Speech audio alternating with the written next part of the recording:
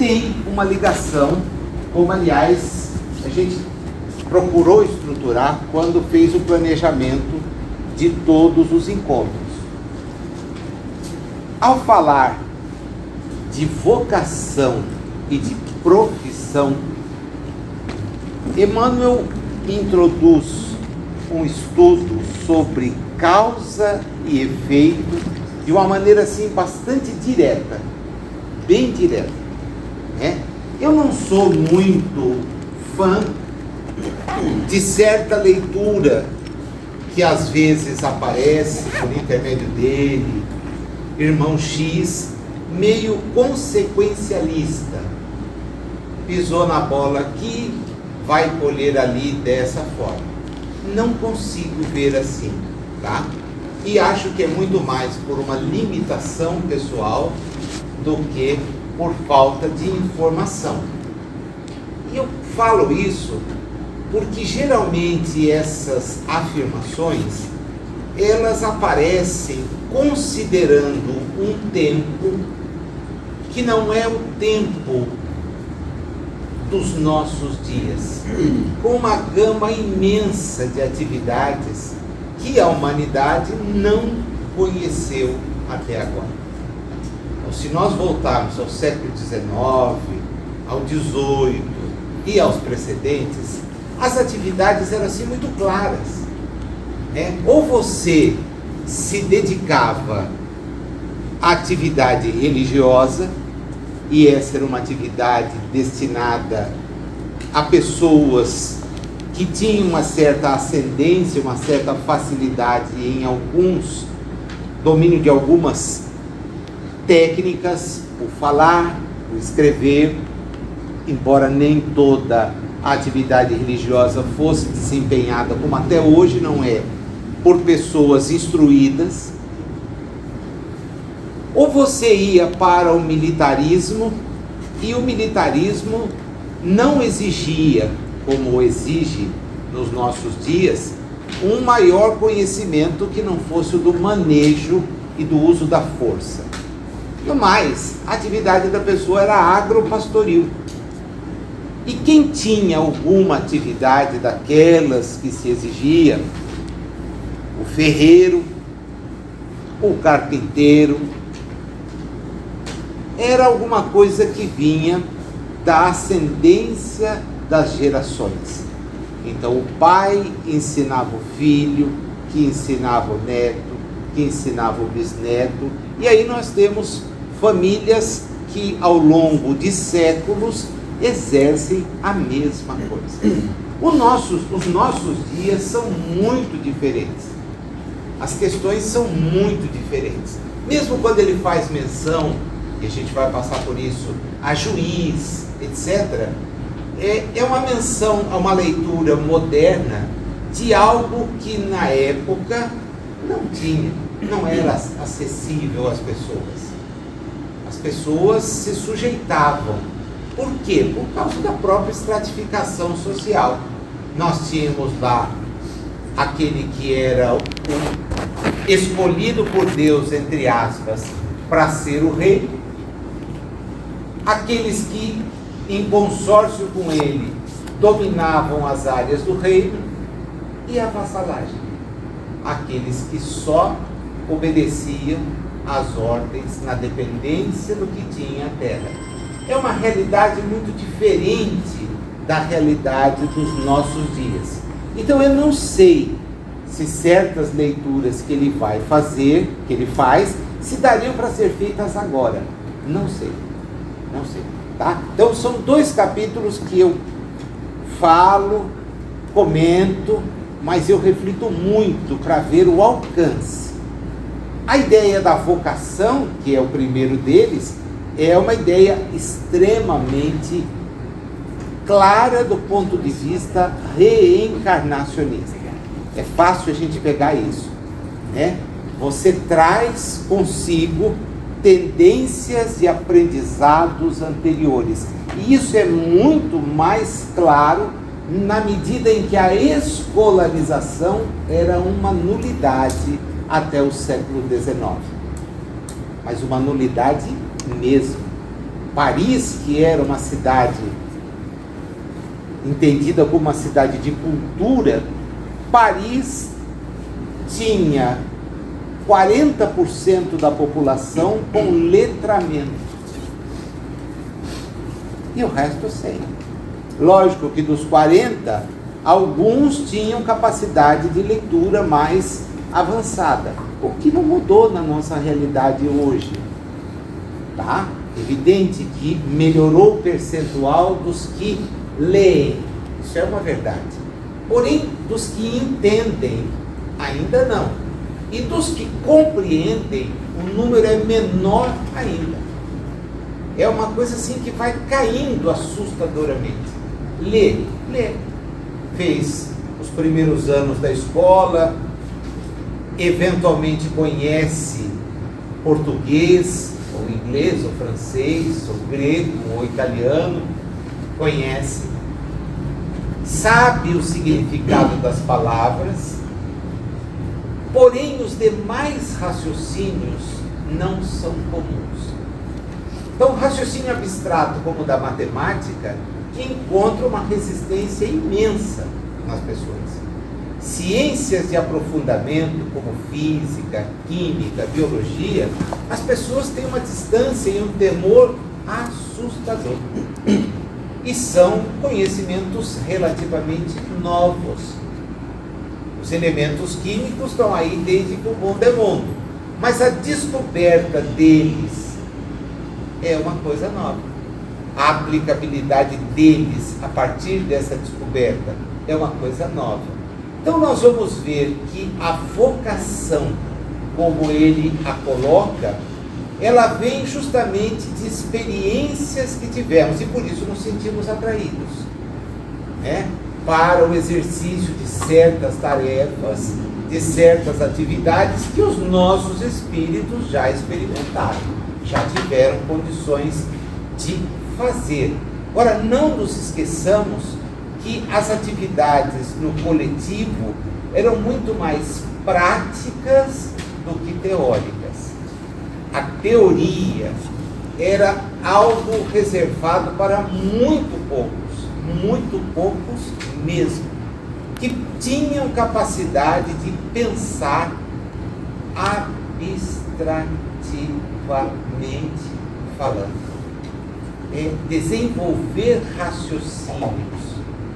E isto é um processo que a humanidade vem galgando, vem desenvolvendo a partir do momento das sucessivas experiências.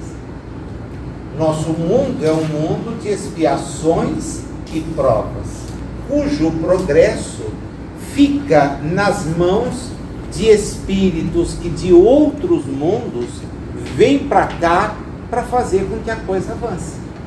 Não que do nosso mundo consiga ainda sair um conjunto de informações, não tem. Ninguém imagina que foi o homem do século XX. O homem do século XX, quem pensou na informática? Foram espíritos que já viveram há muito tempo, que nos trouxeram a realidade da informática. Ela está na realidade espiritual faz muito tempo, e os espíritos dão pistas disso sem entender o que era.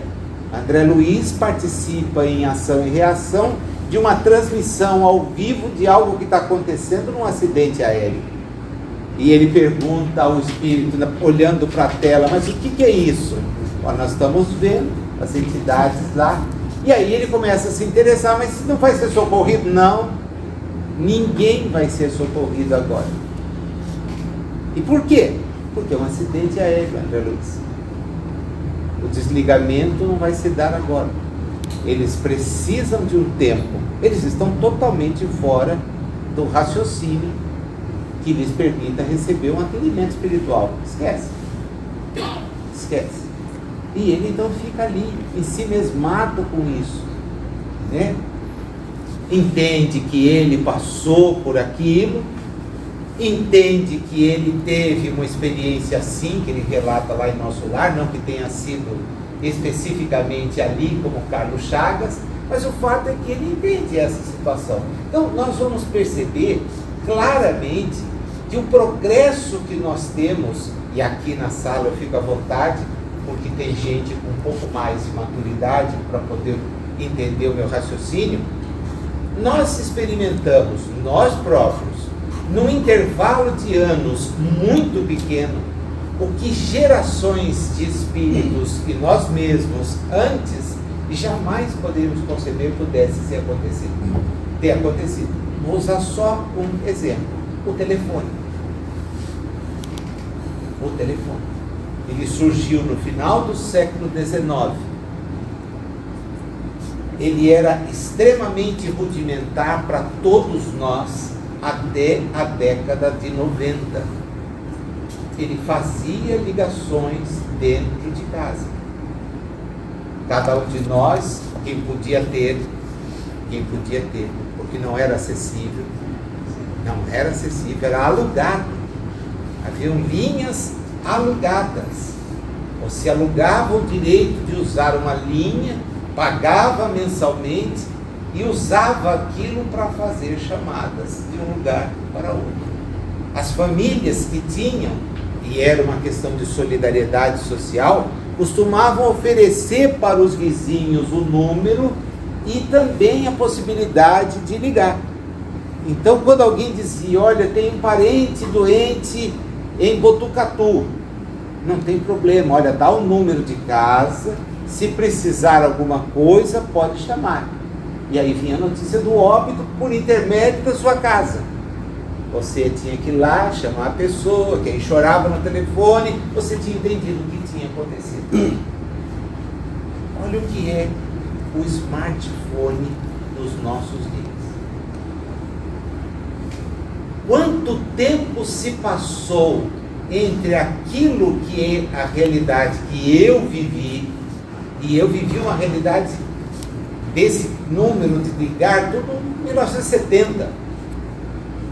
O que é a realidade nos nossos dias.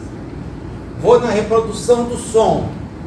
O que era a reprodução do som com o disco, que veio para a fita cassete, que veio para o DVD e hoje não passa de uma playlist virtual que você, em bytes, ouve onde tiver, uma variedade imensa. Os espíritos que planejaram isso não são os espíritos da Terra. São missionários que vêm. Olha o avanço da medicina. Olha o avanço da medicina. O homem fez a bomba. Os espíritos sábios que vieram usaram todos os recursos da bomba e fizeram raio-x, tomógrafo, fizeram o aparelho de ressonância magnética. Então nós dependemos de gente que está olhando para o alto. E essa gente não é a gente daqui. A gente daqui está se matando um ao outro como mosca, brigando, discutindo. E você precisa então trabalhar para sair daqui, porque senão é esse o ambiente. E ele começa a incomodar. Há dias que eu paro, penso: Senhor, tem certeza que eu estou no lugar certo? Era aqui mesmo, era essa função que eu tinha. Já não deu certo o tempo, já não está quitado. O que mais tem que fazer aqui? Aí me dá uma companhia jovem como a Dani, me dá a companhia do Davi, vem a Alma, Ulisses, e você então para, poxa, ainda tem alguma coisa por fazer. Ainda tenho alguma coisa por fazer, então vou trabalhar. Não vou ficar parado, não vou reclamar, porque, afinal de contas, não tenho motivo para reclamar.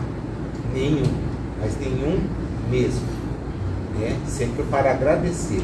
Mas você percebe que nós vivemos um período de uma ebulição que é desse primarismo que de repente está se expondo de todas as formas.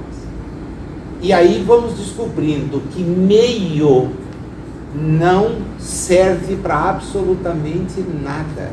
É meio. E há uma geração de espíritos entendendo que o meio é fim. Tem o celular? Tem. Para quê? Para eu me instruir. Não, instruir você não vai conseguir. você vai precisar do livro, do museu, do cinema, da exposição de quadros, do balé, da orquestra. Aí você vai se instruir. Não, é só pegar aqui. Não. Ele não conseguiu distinguir meio do fim. Meio do fim. Meio sempre foi o computador, meio sempre foi a TV, meio sempre foi o jornal, sempre meio.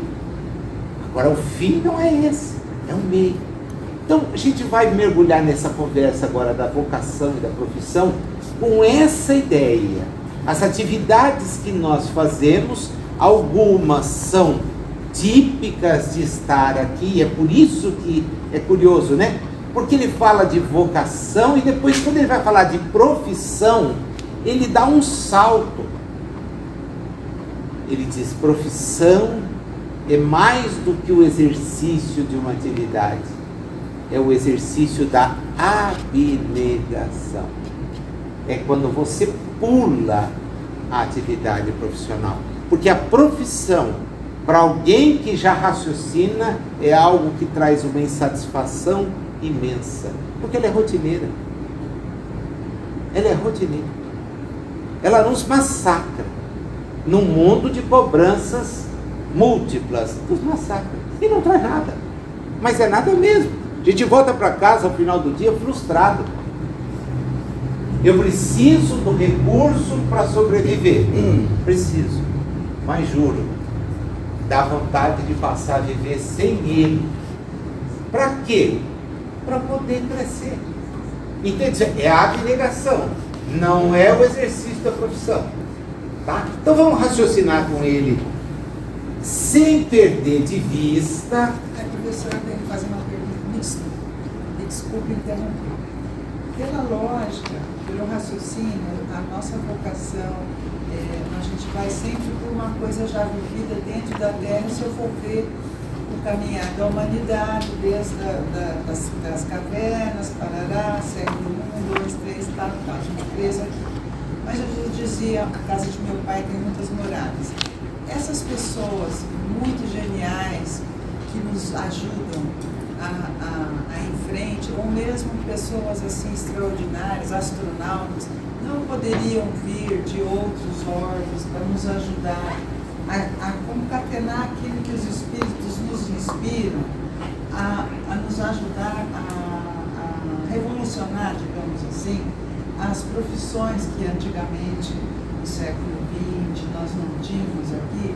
Então, não seria uma interseção de civilização, a civilização nossa aqui da humanidade, do homem, duas perninhas, a cabeça, e não poderia ter uma interferência, digamos assim. Mas ela existe.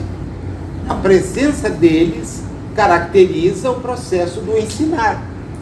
De você aprender, eles têm as ideias. Por exemplo, como funciona o chip, que é a base de toda a tecnologia que nós temos do ponto de vista avançado, de telecomunicações, de comunicações. Como funciona o chip? A maioria não sabe. É o segredo mais bem guardado da face da Terra. Porque você consegue, numa estrutura atômica de silício, ordenar os átomos de forma que eles atendam aos seus comandos, que são sempre comandos binários, 0, 1, 0, 1. Só isso. Ou ele age ou ele não age. Ou ele age ou ele não age. É isso. Mas de onde veio essa tecnologia? Não é fruto do homem. Porque o homem, ele é o espírito. E ele não tem essa capacidade da compreensão ainda de que é o espírito. Então vem espíritos de outros lugares que nem sempre têm elevação moral. Não, é isso que eu quis perguntar para o senhor. Se esses avanços que a gente tem, pode ser de espíritos de outros ordens, porque assim, a gente fica meio preso nas encarnações da Terra, não sei o quê, os nossos amigos, blá.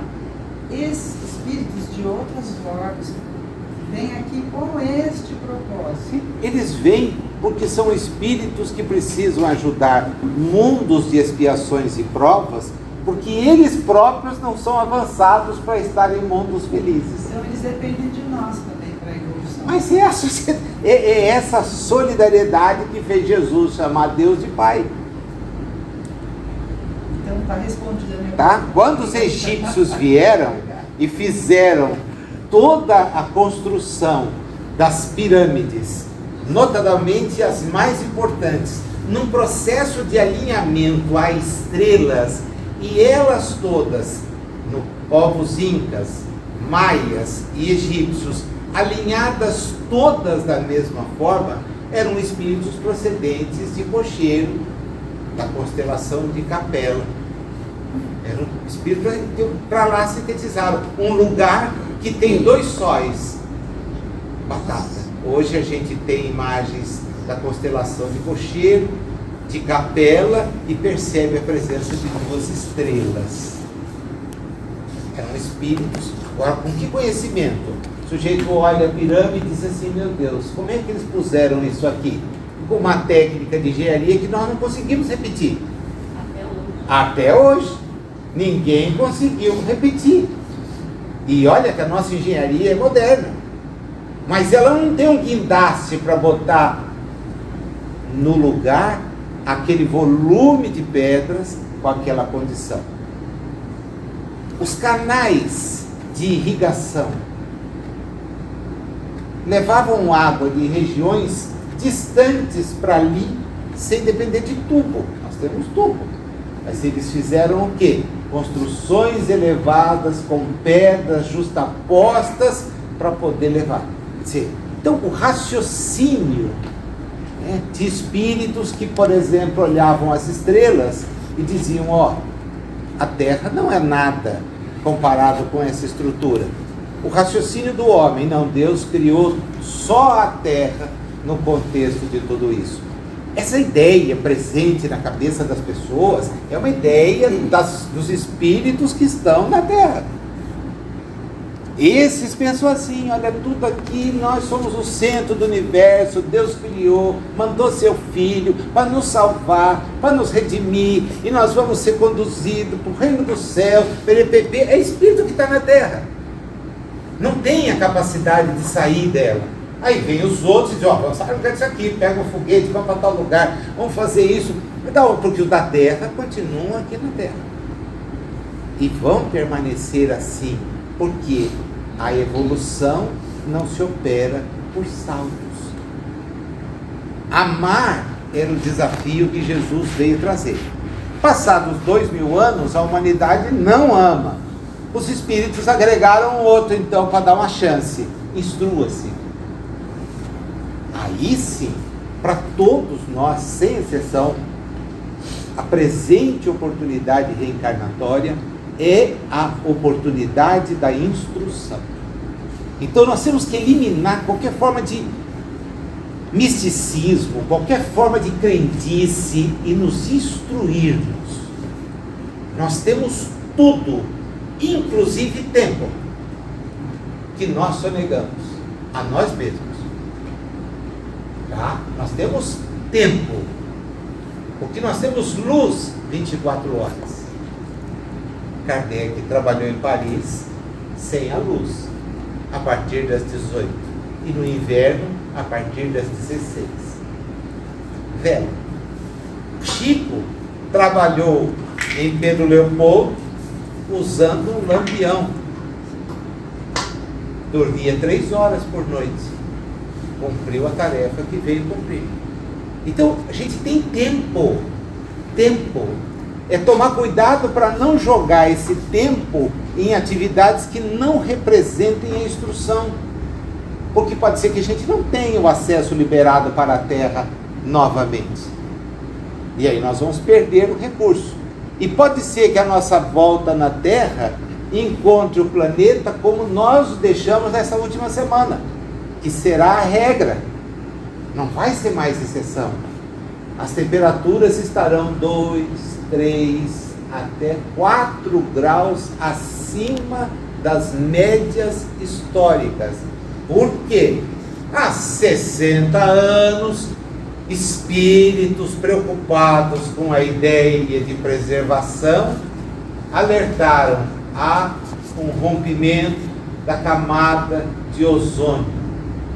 Esse rompimento é provocado pela excessiva utilização de gases CO2 e similares, que não são absorvidos pela atmosfera.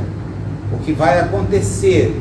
Esses gases vão acabar criando mecanismos de destruição na estratosfera, e a incidência dos raios solares vai ser cada vez pior.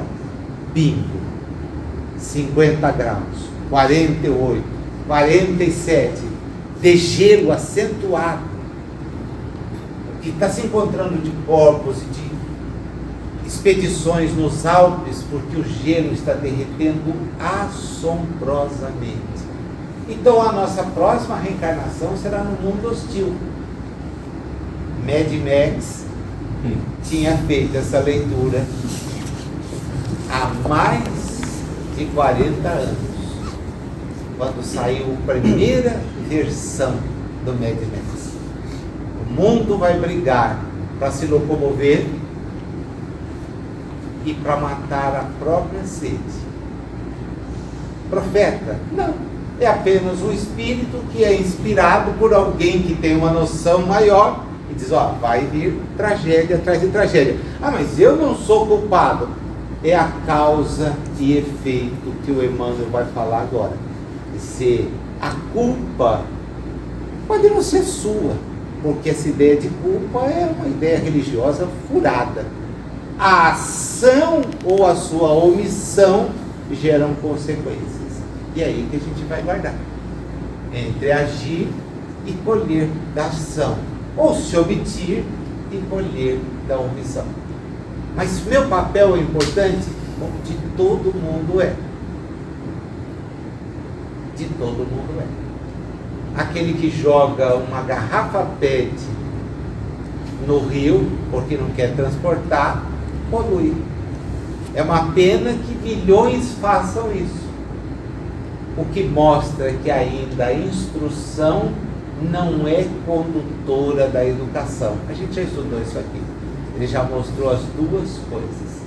Garrafa PET, a gente pensa assim, uma ou outra, né? Eu vi uma filmagem outro dia, existem ilhas de garrafa PET flutuando, ilhas de 4, 12 km quadrados, flutuando no oceano, de garrafas que se fundiram. É absurdo. Eu já vi essa ilha no Rio Pinheiro, São Paulo. Isso. Eu já vi. Gente, é uma coisa absurda. A espuma que os detergentes jogam e que não é absorvida, é biodegradável. Irmão, vai com calma, não é. Nenhum de nós compra nada sem embalagem, porque a gente compra impulsionado pela embalagem. Nossos avós iam na... Peraí, eu vou fazer uma defesa da humanidade, do homem, tá? A gente compra, polui, e as indústrias que deveriam ser responsáveis para recolher aquilo que eles produzirem, fabricam. Então, a da geladeira podre vai ter que recolher a geladeira, o carro, lá. Eles colocam a culpa na gente porque estão politicamente, eles são os privilegiados, são os... Querida, todos os espíritos que estão na Terra são solidários. Não adianta você ter a sua indústria de bilhões. Sim. Se a temperatura chegar a 50 graus. Sim, mas eles colocam, olha, o lixo é culpa de você que não faz a reciclagem. Ora, a culpa também é do fabricante que não se responsabiliza pelo... O problema da atividade econômica... Porque eles nos empurram. É o custo, querida. Se você tiver que recolher, o custo final será outro. É uma questão de conhecimento científico, é matemático. Eu quero me aposentar aos 40 anos. Legal. Você vai viver nas costas de alguém, porque ninguém trabalha 40 anos e pode se aposentar. Agora fala isso para o camarada que vai lá e se aposenta aos 40. Para ele é um direito. Para ele é um direito. Eu contribuí 25 anos, eu tenho direito de me aposentar. Meu amigo, ninguém consegue manter um sistema assim. Ninguém. É lógico, é um raciocínio lógico. Mas a pessoa não trabalha com essa hipótese.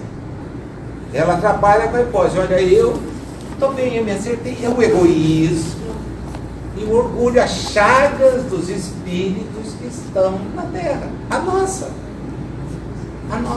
É a nossa chaga. Mas é a mentalidade do empresário. É a mentalidade do espírito egoísta. Mas não, imagina, ele sabe que tem. Sabe que tem. Lógico que sabe. Mesmo a economia reversa. Ela está começando no Brasil. Economia reversa. É você buscar, mas não tem essa ideia que você diz assim, que alguém tem. O que produz o tipo de pensamento assim é a conduta egoísta, de pensar em si. Ele pensa no seu bem-estar como eu penso no meu bem-estar. Cada qual pensa em si. E, consequentemente, o coletivo é sacrificado. As pessoas vão ao McDonald's do lado de casa, pagam um sanduíche em dólar, porque o McDonald's no mundo inteiro é dolarizado. As pessoas acabam de comer, baixam o vidro do carro e jogam tudo que é embalagem daquele sanduíche e do resto ali. Eu passo ali às 6:30 da manhã do domingo, caminhando, e vejo um pobrezinho de um funcionário vir percorrendo a avenida inteirinha e catando aquelas coisas que as pessoas deixaram. Quando chove, não dá tempo. A água leva, a nações entope. E aí vem, o governo não fez nada. Mano, se você fizer a tua parte e todo mundo fizer a sua, a coisa resolve. Quando eu terceirizo a responsabilidade, tem alguma coisa errada. Faço a minha. Quem não quer fazer a dele, é problema dele. Se eu puder recolher, eu recolho. Né? Mas que eu já parei e arrumei briga ali na porta, já. Eu já disse para a pessoa, o senhor quer fazer o favor de recolher o lixo que o senhor deixou cair agora? O senhor é fiscal? Eu falei, não. Mas tenho a placa do seu carro anotada e vou denunciar. A pessoa desce contrariada, pega, me xinga, arranca o carro. Se eu tivesse uma arma, não seria problema, ela só me tiraria a existência. De quem é o ônus? É dela. Eu volto, sei que sou espírito. Eu não tenho medo. Aí que tá. Essa é uma questão de você confiar, saber, ou ficar esperando. Eu sou espírito reencarnado. Ponto.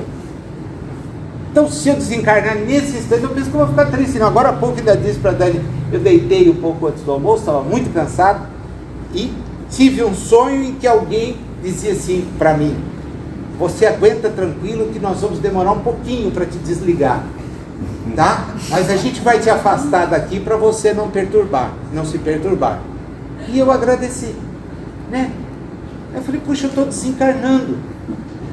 Eu tenho compromisso, voltei, né? Mas a pessoa dizia ali para mim, não, você fica calmo, que nós vamos te tirar daqui. Agora eu não sei se foi comigo, se foi com alguém. O fato é que não fiquei apavorado, eu só me liguei no compromisso. Nossa, eu tenho compromisso. Deixa eu voltar. Senão eu tinha que ficar aqui desencarnado. Vamos lá, 16. Vocação é a soma dos reflexos da experiência que trazemos de outras vidas. Nós estudamos a questão do reflexo.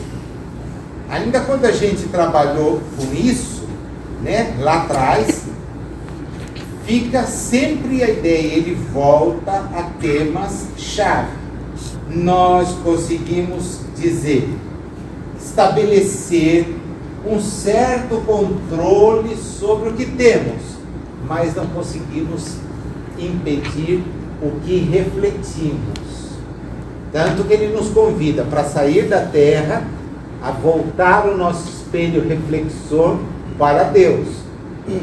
Você quer sair da terra, volta para Deus. Porque se você voltar para o outro, você vai ficar amarrado na terra.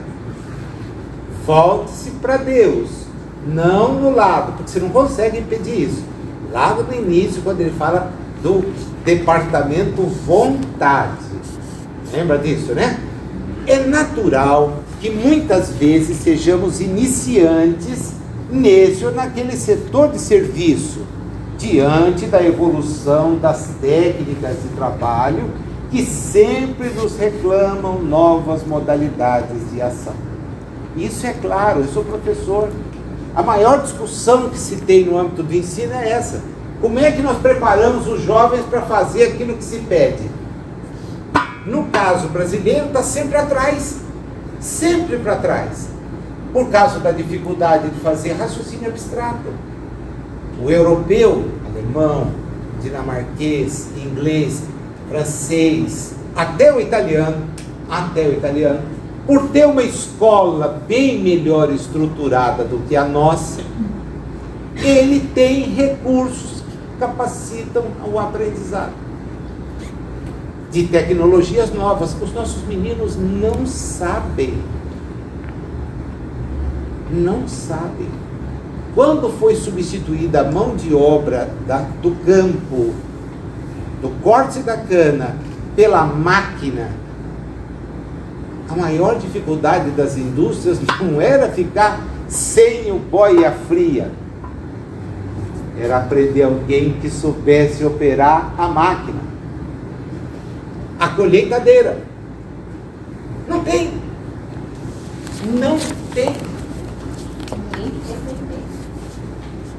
a capacidade de aprender. Isso é que é complicado. Porque você não dá como espírito salto. Você não dá. Você tem que ter a base para poder fazer o raciocínio. Senão você não faz. Não faz. É uma coisa assim, interessante você perceber essa dificuldade. Não consegue. Os hospitais dispõem hoje de recursos tecnológicos fantásticos. Nem médicos conseguem operar os recursos. A robotização para fazer certas cirurgias que o Albert Einstein tem, o H-Core tem, demanda um corpo de médicos tão qualificado no conhecimento de tecnologia que eles não têm. Aí o camarada diz, uma cirurgia de próstata duraria 20 minutos usando robô. 20 minutos. Invasão mínima. Sangramento mínimo. Eficiência máxima. Está lá um corpo de médicos para trabalhar. Quantos? 3, 4. E aí não consegue ficar lá fazendo cirurgia o dia inteiro. Isso que você está falando é a IA? Não. A IA é simplesmente uma somatória de informações jogadas no mainframe que permite trabalhar. Só isso. Essa é a IA. É você alimentar. E aí há uma dificuldade hoje. Por isso é que o processo também para. Quem vai alimentar com o quê? Você precisa ter o domínio do conhecimento. Se você não tem o domínio do conhecimento, você não alimenta. O microcomputador, o chip, não faz nada por si. Ele é programado. Tanto que outro dia, num debate, achei bacana a saída que um camarada deu, o debate era numa rede americana, e falava, disse assim, é simples, vai lá, desliga a energia, acabou. Porque estava, não, e se, puxa da tomada. Puxando a tomada não funciona. Aliás, vamos ser honestos. E bem pé no chão.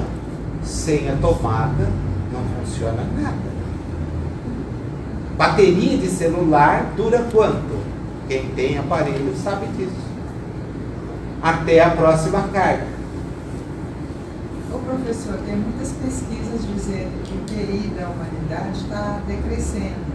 O que a gente vai fazer então com o IA, a IA solta e mais a nossa imbecilização, digamos assim? O homem está ficando imbecil.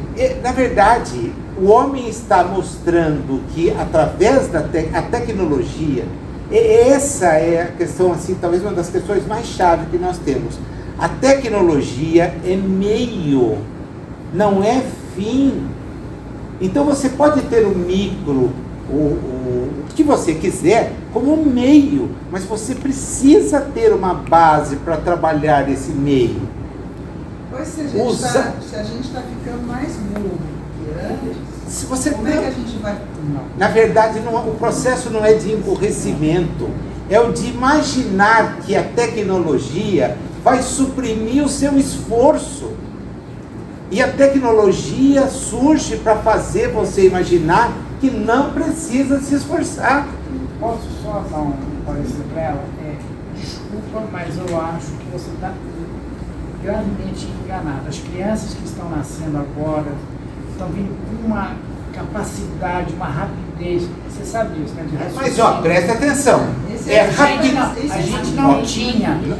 Olha, presta atenção. Elas aprendem com muito mais facilidade. O aprendizado tecnológico não leva a nada.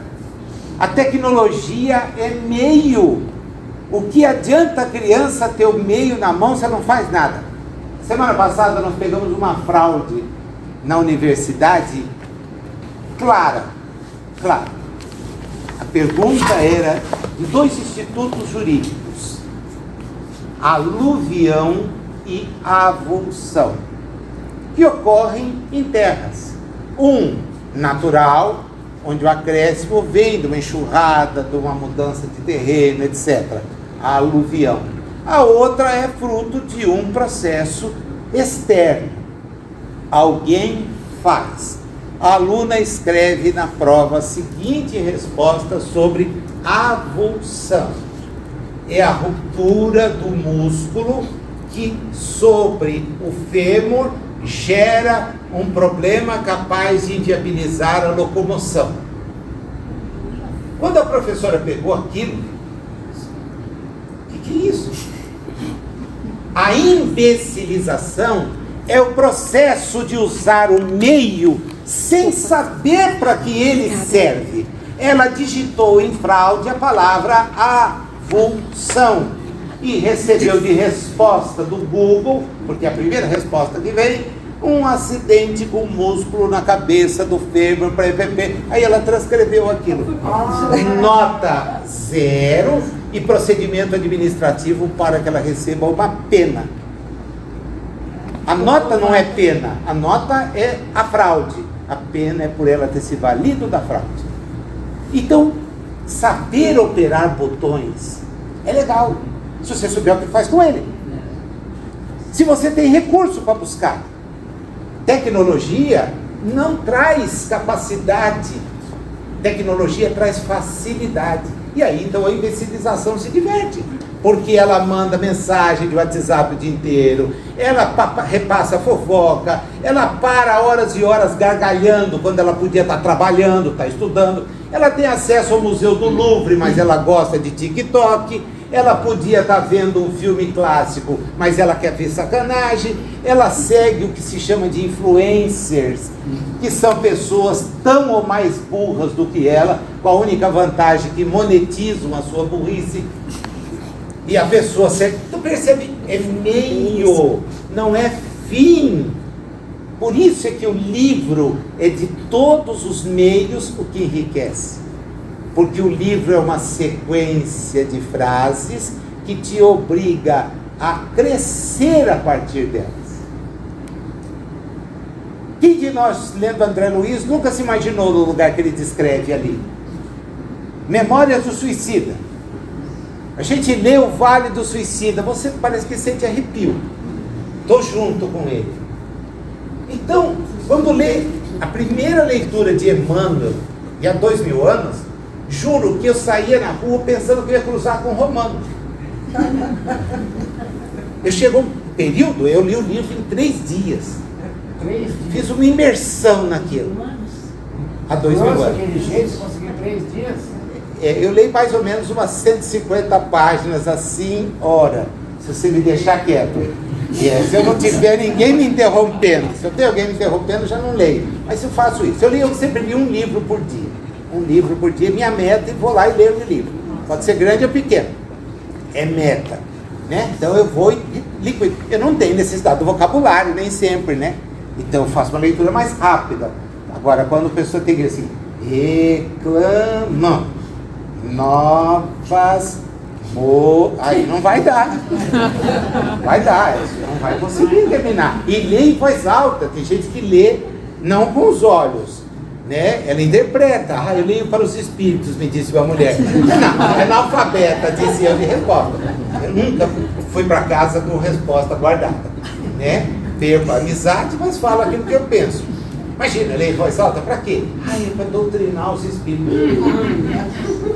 Então, vejam vocês, a prática da fraude, ela tem um meio. Mas ela não sabe o que fazer com ele. Ela não sabe. A IA é um acúmulo de informações. Tá, qual você separa? Sabe qual separar?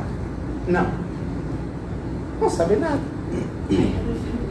Lógico. Você me emocionou com a fala dele, sabia? Nossa.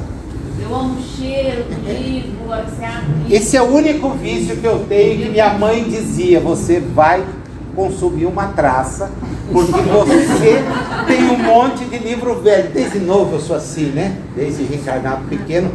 No sábado à noite era a maior briga na minha casa. Minha mãe abria a porta do meu quarto e dizia: você não vai sair? Não, vou continuar estudando. Júnior, são 10 horas. Qualquer jovem na sua idade, essa hora, estava na rua. Obrigado, mãe, vou continuar aqui. Então tá bom, eu vou dormir. Boa noite. E eu ia até a 1, 2. Às vezes a minha avó acordava na madrugada, via a luz acesa. O que você está fazendo? Estou lendo. E no final que eu saí, foi para Inglaterra, para França, para outro país, para outro lugar, né? É isso. Viagens virtuais. É isso. Quando eu, pela primeira vez, pude entrar no Louvre, é uma emoção. Mas quando você virtualmente vai ali, vê tudo com detalhe. Porque quando a gente visita, você vai lembrar, você, puxa, que bonitinho, já é o próximo. Não tem tempo, você não pode ficar 10 dias. A Mona Lisa fica lá no longe. Nas redes. Agora está lá o detalhe. Então, quando você tem a base, você aprofunda. Mas quando você não tem base, eu fico atrás de TikTok. Aqui vai um videozinho novo. Entra aqui assim. Bom dia. Agora me diz uma coisa. No meu caso, a artificial, eu estudei um monte de gente na minha área, de design gráfico. Então o que acontece? Antes o que 5 pessoas faziam, agora uma faz em 20 minutos. Sim. Por quê? Porque é um raciocínio que, de certa forma, a máquina com informações desenvolve uma velocidade assombrosa. Pensa em cores. Cores. Enquanto a gente vai na paleta, testa essa, testa aquela, a máquina automaticamente faz esse mesmo, só que numa velocidade de processamento assombroso. Para a gente encontrar uma jurisprudência, Celso sabe disso porque é da minha geração de advocacia. Nós passávamos a colecionar revistas, todas elas a gente tem que abrir, encontrar pelo menos pelo sumário ou no índice, assuntos que nos interessam e começar por marca. Porque de repente vem um treco, se eu vi isso em algum lugar, ia na estante, aí fizeram o índice da revista. Oh, que sonho! O índice eu lia todo ano. Revista dos tribunais? Li. Hoje, você põe 2 palavras no site de qualquer tribunal, ele te dá tantos acórdãos, 1,5 milhão de resultados, que aí a gente não consegue ler. É 1,5 milhão de resultados, eu não consigo ler.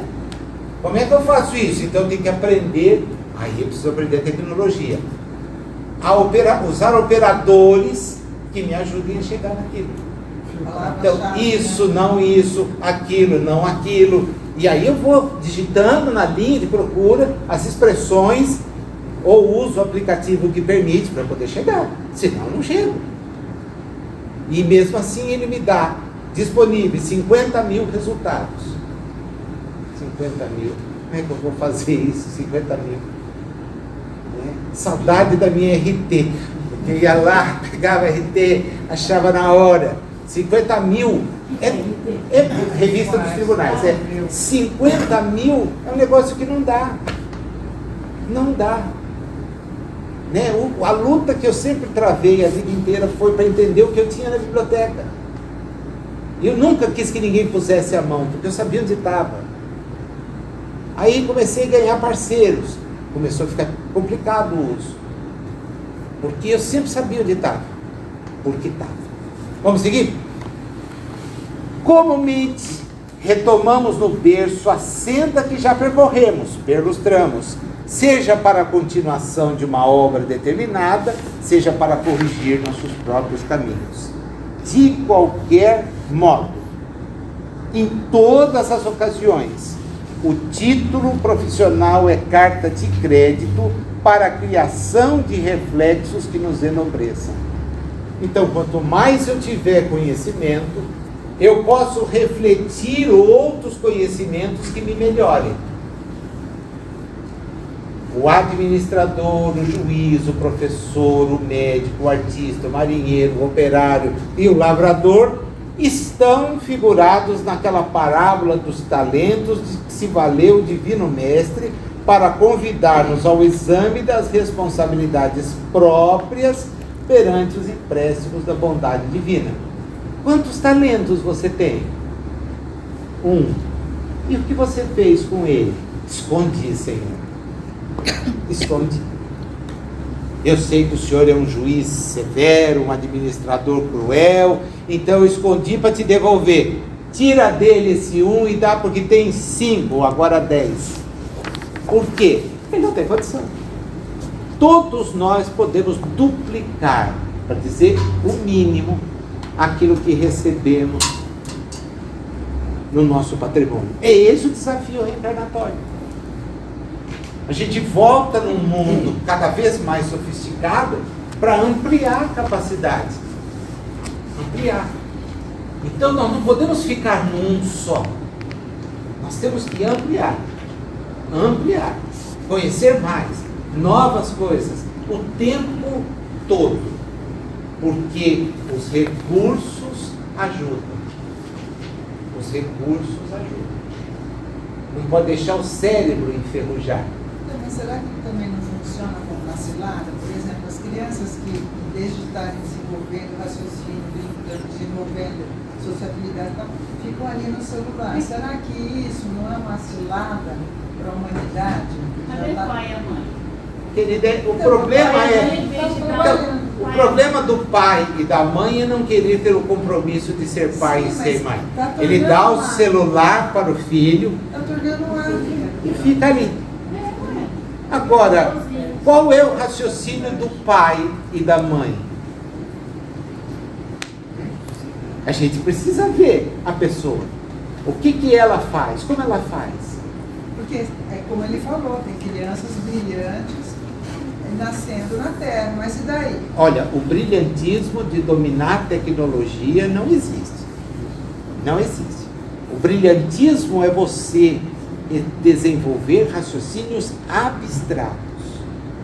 Dominar aquilo que é intuitivo por cores é voltar às cavernas. É rudimentar. Não é evolução. Não é evolução. Facilidade com botões não é evolução. Os talentos musicais? A música, a pintura. Aí você mostra o que tem de recurso. Porque você põe numa tela, não a cópia, você põe na tela aquilo que a sua imaginação cria.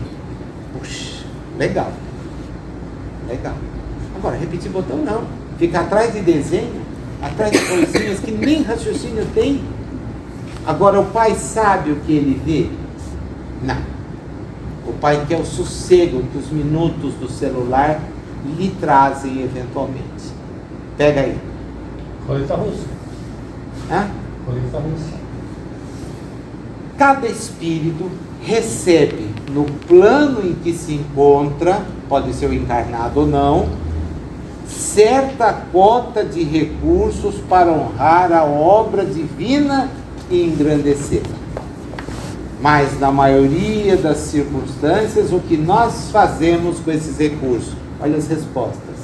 Nós usamos no jogo infeliz de nossas paixões desgovernadas, no aloucado propósito de nos antepormos ao próprio Deus. É a inteligência que quer ser maior do que a primeira, a suprema, a causa primeira. O homem desconfia, eu sou mais do que Deus, o que é Deus? Uma criação religiosa. Mas Deus não é essa criação religiosa, essa aí não é boçal. 3 em 1. Isso é boçal demais. 3 deuses num só. Isso é uma época de tribalismo lá atrás. Não, mas é 3 em 1. Daí a colheita dos reflexos amargos de nossa conduta. Quando se nos desgasta o corpo terrestre e a gente tem que voltar às dificuldades do recomeço, em que o Instituto da Reencarnação, então, é um remédio. Volta. Agora ele tem um parágrafo que é o parágrafo do consequencialismo. Esse grande parágrafo, o maior parágrafo que tem no livro, está aqui na sua frente. E que ele tenta estabelecer um jogo consequencialista de causa e efeito. Eu acho que a leitura é uma leitura para a gente fazer pensando nas ações que adota, porém não na simplificação como ele a coloca. Porque, por exemplo, dizer que o juiz severo amanhã será o réu no tribunal é um consequencialismo complicado, que aquele que foi um agricultor, que judiou, que fez, amanhã volta escravo. Então, esse bate e volta, eu me permito ler com o pé atrás. O pé bem atrás. Aceito todas as informações, porém acho que aqui é um maquitube, uma coisa muito... Pode ser que eu disse para vocês logo no início, eu esteja redondamente enganado. Eu sempre desconfiado. Assim eu fico bem. Olha que coisa que vem no último período que fala sobre as mulheres. Mulheres significadas por nomes distintos, confiadas ao vício e à dissipação, com esquecimento dos mais altos deveres que lhes marcam a rota, frequentemente voltam aos lares que deslustraram, na categoria de ínfimas servidoras, aprendendo duramente a reconquistar os títulos veneráveis de esposa e mãe. É uma releitura que, para mim, é extremamente furada. Está parecendo complementos, né? Então você percebe que o espírito, embora seja um espírito de grande envergadura, ele não perde certos hábitos. Eu sempre li o Emmanuel e a mulher com 2 pés atrás, porque para ele a mulher é uma cidadã de segundo nível. É uma coisa interessante, ele é um baita do espírito, mas ele vê o papel da mulher. E quem é à frente dele? A mulher dele. Lívia é mais avançada do que ele, alma gêmea de minha alma, flor e luz do meu caminho. Puxa vida, ela, é Alcione, é Lívia, é Célia, vai embora aquele show, e ele põe a mulher lá dentro de casa, cuida aí, faz negócio, é louco. Ela sobe e ele tem que voltar para a terra. Isso. E sempre foi assim nos romances. Aí a hora que ele põe a mulher, vai voltar para dentro da casa. Minha avó, se lesse essa parte, diria para ele coisas, sabe? Vou voltar para casa. Ela sempre olhou para as minhas mães, minha tia, minha irmã. Se vocês ficarem dentro de casa, são burras. O serviço aqui não acaba. Olha por mim. Vai pra rua. Ai, dona Virgínia, que bom passar o café no coador. Você acha? Eu gosto do micro-ondas. Ela não conheceu o café de cápsula. Ela ficaria louca hoje. Não tinha na época. Ah, não, já sou um coador. Aquele dia, que gostinho de nada, filha. Põe lá a xícara. 30 segundos, você pega e toma o café. A senhora acha? Não, eu acho não, eu tenho certeza. Dona Virgínia, roupa para coarar. Roupa pra quê? Não! Máquina de lavar, separa a branca da colorida, mete água sanitária, sai branca. Hoje passa a roupa. Minha avó era de 1910. O ano do Corinthians. Isso, só que minha avó era um espírito vivido. Olhava pra gente e disse assim, não perca tempo, vai estudar. Exatamente. Ele passa a roupa assim, eternamente. Se me der um ferro de presente, eu dou. A maioria da minha roupa é de mim. Ela roupa bem sintética. Roupa de linho não tem condição. Olha, eu tive um terno só de linho e dei. Não tá mais no guarda-roupa. Eu achei a coisa mais linda do mundo. 1980. Pus. Quando eu voltei com aquilo, eu não reconhecia. Não, beleza é o amassado. Falei, beleza é o amassado, mas eu tenho que pôr de novo, eu não posso pôr assim. Ah não, mas a gente engoma, pega o ferro, mas nunca mais. Cortei. O professor, o chique é andar com linho amassado. Sim, eu sei. Não, chique amassado. No fórum você percebe os caras mais chiques pelo terno de linho amassado. Quanto mais amassado for, e eu fico pensando na mão escrava que põe aquilo em condição de ser usado. Porque é bacana, você faz. Bacana. Se eu fizesse, bacana. E quando eu ponho outro para fazer? Né? Então, era uma época que não tinha o tecido sintético. Tranquilo, vamos usar o linho, vamos ver. É o que tinha de bonito. Hoje tem o sintético, a microfibra, que você tira, faz assim, tá pronta? Ótimo. Né? As roupas do Davi são fantásticas. Não usam ferro. Ele põe a camisa, lava, volta para ele. Não tem tudo O tempo fio. de passar um terno é o tempo de ler um livro. Você lê um livro. Olha, umas 100 páginas não. É comumente. É só pendurar e evaporar a água ali. Vocês estão achando que está muito frio o ar? Que aqui para ao menos? Tá? Tem parte que sim, parte que não. Então vocês decidem aí, tá? Assim, né? O povo daqui está passando frio, né? Tem algum para cá que a gente pode diminuir um pouco? Eu tô. Ó a folga minha. Ah, você vai assistir o teu amigo. Não, não é. É o que tá na. Esse é. Não, o que eu tô falando é o dele, o microfone. Olha, eu vou subir bem, tá bom? Ó, tanto que deu uma acalmada e vai voltar. Se ficar muito quente, vocês me avisam. E como mente de retorno suportam preterição, agora é geral, tá? E hostilidade, embaraços e desgostos por onde passem, experimentando sublimes aspirações e frustrações amargosas, porque agora sim o raciocínio é Kardec puro. É da lei que venhamos acolher os reflexos de nossas próprias ações implantados no ânimo alheio, retificando em nós mesmos o manancial da emoção e da ideia, para que nos ajustemos à corrente do bem que parte de Deus e percorre todo o universo para voltar a Deus. Essa parte é absolutamente correta. Agora, o consequencialismo do grande parágrafo me deixa com o pé atrás, só. Eu acho que é meio complicado fechar portas assim. Mas é opinião própria, tá? Na profissão, quando a gente imagina que ele vai fechar, então ele abre e abre para valer, tá? Logo no segundo e terceiro parágrafo está toda a síntese do estudo. A profissão honestamente exercida, embora em regime de retribuição, inclina os semelhantes para o culto ao dever. Perfeito. Você tem o dever de fazer o melhor naquilo que você faz, seja o que for.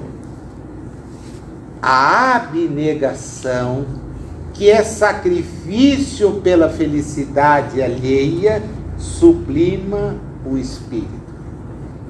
Então a diferença está aí. Profissão nada mais é do que dever, mas não leva a nada, a não ser cumprir o dever. A abnegação é processo de crescimento do espírito. negativo, negar-se. Negar-se 2 vezes. Não pensar somente em si. A profissão nos leva a pensar somente em nós. Você tem a profissão, você a exerce, você tem o grupo da mesma profissão, você tem as prerrogativas daquela profissão, você tem uma série de coisas que você vai agregando e de repente cria um distanciamento social imenso. Olha, aqui é o clube dos engenheiros. Puxa, eu sou o peão da obra lá, eu que faço tudo. É o clube dos engenheiros. Essa é a sociedade dos advogados. Puxa, mas dos advogados. A profissão vai criando quistos, orgulho. Uma mais do que o outro, um é mais importante, quando todas são. Quem de nós pode viver sem o lixeiro? É o caos. O caos. Nós viveríamos no mais completo caos se não tivesse alguém disposto a correr a cidade inteira, porque esse é um outro detalhe, eles correm a cidade inteirinha. São homens de 40 anos que já não têm condições de fazer mais grandes atividades, por causa do desgaste.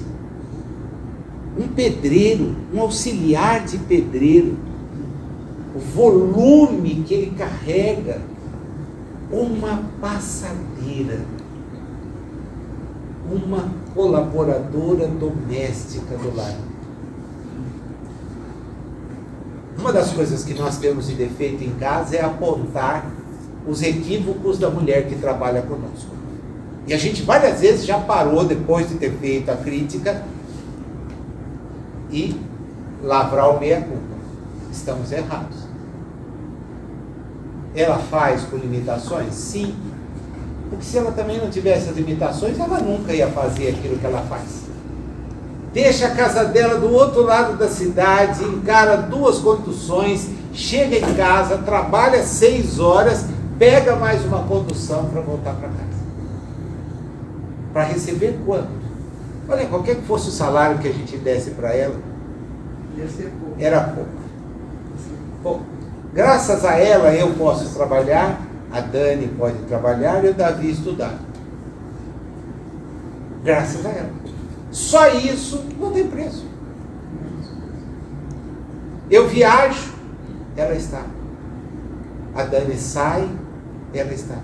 Ela atende a porta, ela guarda as coisas, ela recebe, ela abre a porta para um, ela acolhe o outro que vai levar o treco. Ela é de confiança absoluta que a moeda que você deixa numa roupa, por esquecimento, por distração, aparece em cima da mesa com o aviso dela.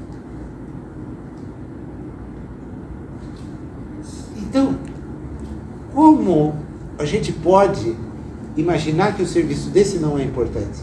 Era o que minha avó dizia: saia, porque isso não tem valor. E a gente percebe nos nossos comentários, às vezes, que esse valor não é dado. E fico envergonhado, porque às vezes eu troco essa ideia com a Dani, tal coisa, e depois logo um dos dois vai ser corrigido pelo outro. Mas não dá para ficar sem ela. Por quê? Porque ela é útil para nós, para que a gente possa fazer outras coisas. Podemos morar num lugar menor, etc. Podemos, essa é uma opção. Então não tem quintal, não tem espaço para cachorro, não tem nada disso, legal. Mas não foi isso que nós optamos. Então a gente vai precisar. Eu vejo na escola a importância do papel das meninas da limpeza, que entram em banheiros que são absurdamente imundos por gente que estuda no nível superior. Uma delas disse assim para mim: professor, eu tenho ânsia de vômito quando vou limpar o banheiro feminino. E eu falei para ela: o feminino? Ela falou assim: o senhor não tem noção do que é um banheiro que mulher usa. Foi, puxa, eu uso com uma mulher, não tem problema algum, né? Divido um banheiro com uma mulher. E não vejo problema. Eu falei assim: não, o senhor não tem noção. O banheiro masculino é limpo, perto do banheiro feminino. Eu fui para casa aquela noite pensando, falei, sabe lá o que ela vê? Porque ela disse, é impossível. E ela não tem escolha, ela trabalha nisso. Ela tem que chegar depois, lavar tudo, limpar tudo e entregar, porque tem aula à noite e aula de manhã. Então ela faz esse trabalho às 11 da noite. Ela vai até 00:30, 1h, lavando, porque a universidade exige que lave, que higienize vaso por vaso. Tem que ser, é controlado, é um ambiente público. E lá vai no dia seguinte, tornar para lá e a mesma coisa. Mas dependendo dela. Ah, o médico é importante, a enfermeira é importante, auxiliar de enfermagem, a tia da limpeza. Porque o médico chega lá, bate o olho, ó, dá isso aqui e vaza. A tia da limpeza vem lá com as bactérias, os vírus e toda sorte de moléstia, lavando, limpando. Quer dizer, olha como a coisa é diferente. Então, o dever de bem cumprir uma profissão, legal, né? Agora a gente precisa avançar. É todo o raciocínio que ele faz aqui. Pula um parágrafo, ele diz para a gente assim: a abnegação que começa onde termina o dever possibilita a repercussão da esfera superior sobre o campo da humanidade. A abnegação, então, é o campo que nos leva à esfera superior. Aí ele estabelece vários joguinhos. Ele fala do delinquente, fala da pessoa que fica presa no mesmo lugar, fala do administrador, fala do homem que cede o suor e sangue de si mesmo, fala da alma que trabalha junto à criança, do matemático, para nos dizer, pela fidelidade ao desempenho das suas obrigações, o homem melhora a si mesmo. Então, quando a gente trabalha e trabalha corretamente, nós melhoramos a nós mesmos. Aprendemos técnicas novas, métodos novos, ótimo. Mas é pela abnegação que o anjo aproxima-se do homem melhorado, aprimorando a vida e o mundo. Nas atividades que transcendem o quadro de serviços remuneráveis na terra, fruto das almas que ultrapassaram o impulso de preservação do próprio conforto, olha como é claro, lógico, descem os reflexos mentais das inteligências celestes que operam por amor, nas linhas da benemerência oculta, linhas em que encontramos os braços eternos do divino incognoscível, que é Deus. Então, enquanto eu faço aquilo que vai traduzir para o meu bem-estar pessoal, que é o nosso trabalho, eu não estou fazendo nada. Pelo contrário, eu tenho o dever de fazê-lo bem feito. E hoje, se a gente passar no fio da honestidade, o tempo que a pessoa está vinculada ao trabalho, em que ela está realmente trabalhando, nós vamos descobrir que ele não é grande. Não é grande. A pessoa se distrai, ela pega o celular, ela interrompe, ela abre o computador para ver um site que não deve, ela para fazer a propaganda de alguma coisa, ela distrai outros. É absurdo. E você descobre que as pessoas não estão ali porque elas começam a rir, elas querem mostrar aquilo para alguém. Nós estamos ali para trabalhar. Acho que uma das poucas atividades que a gente não tem esse espaço é lecionando. Porque você tem programa para cumprir, um tempo de aula para dar, Você entra ali e tem que se virar cada vez em menor tempo. Mas os alunos, misericórdia, não estão na aula. Quando eu voltei para Bauru, eu vim de Campinas, foi até por coisa do assassinato do meu pai, eu dava aula no Cefam, encostada na porta. Tamanho, porque assim, para eles aumentarem, tamanha quantidade de recados que permitiu. Tem que ser. É uma E coisa lá assim. foi a fase mais fácil. Você imagina como é o dia a dia. Então, o professor não tem muito espaço. Mas eu vejo os auxiliares. Ai, estou cheio de serviço. Mas quanto tempo você está no celular e quanto tempo você está fazendo serviço? Né? Eu fui a favor, mas fui voto vencido, de proibir que qualquer pessoa usasse o celular enquanto estava trabalhando. Salvo se tivesse um problema de doença na família. Se não, é chegar, pôr o celular no armário, fechar e acabou. Você vai, trabalha e depois vai embora. Você é remunerado. E se eu enganar-se a si e ao patrão? Porque, afinal de contas, o patrão não tem um olho para ficar te olhando. Você tem que estar trabalhando.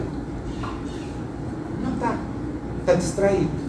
Está na telinha procurando alguma coisa útil. Ah, eu estou descobrindo uma maneira de fazer melhor o serviço. Não, não é. Não é. Todo mundo sabe que não é. Inclusive, está falando da comunicação em relação à produção, eu vejo eu vou dizer, né? Que além do grande trabalho que ele fazia como médico, né? E também atendia de forma social. É o a mais. É o a mais. Ele fazia o quê? Ele ia lá e dava o medicamento. Quer dizer, ele não dava o atendimento, ele dava o medicamento. Há médicos que ainda olham os pacientes mais simples e ajudam, dando a amostra grátis que recebem. Não, é cada vez menor. Cada vez menor o número dos que fazem isso. Tem, ainda conheço alguns. Vou dar o nome de um deles só, o Dr. Negrato, que trabalha com pessoas que têm diabetes, questão de dislipidemia acentuada, com problemas mais ligados mesmo à questão hormonal. O Negrato vai no seu repositório de remédios, vem e entrega. Diz, olha, esses primeiros você tem aqui. Não tem a questão da relevância do preço, mas ele reparte. Ele recebe, não usa, reparte. Há outros que vendem. Quer dizer, é fácil justiça porque ele realmente é assim. E é assim, eu conheço há 40 anos. 40 anos é a minha amizade com ele. Nós morávamos na mesma região da cidade. 40 anos. Desse jeito sempre. Sempre foi assim. É próprio. Né? Você dá um pouco mais. Nessa província moral do devotamento sem lindes, em que surpreendemos todos os corações humanos consagrados ao serviço espontâneo do bem, nem sempre respira o gênio, por vezes onerado de angústia pela soma dos reflexos infelizes que carreia consigo desde o passado distante. Aquele que está à frente dos outros, consequentemente, tem muito mais experiências, muito mais reflexos. Mas identificamos facilmente os altos sacerdotes de todas as religiões, os admiráveis artistas de todas as pátrias, os nobres inventores de todos os climas, os artífices iluminados de todos os povos e as grandes mães, tantas vezes esquecidas e sofredoras de todas as latitudes.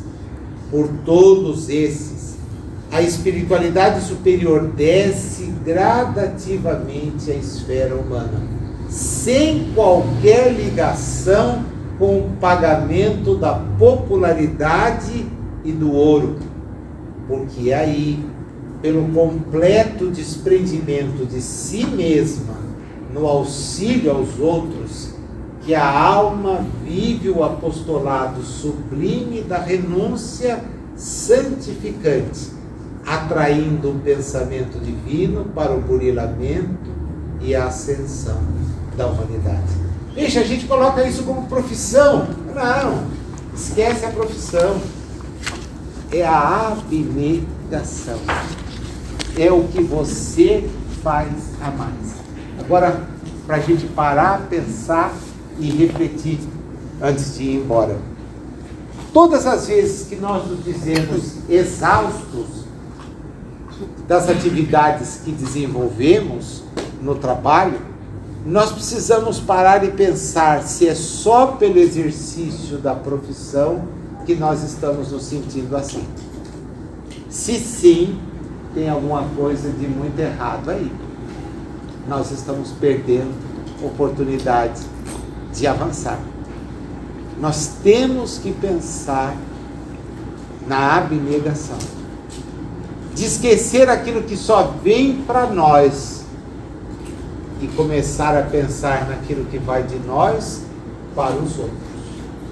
É o serviço voluntário, o comprometimento com causas nobres, o esforço do pegar aquilo que nos vem da profissão e repartir, mas não apenas com os nossos filhos, maridos, esposas, pais e mães, repartir com quem não tem oportunidade.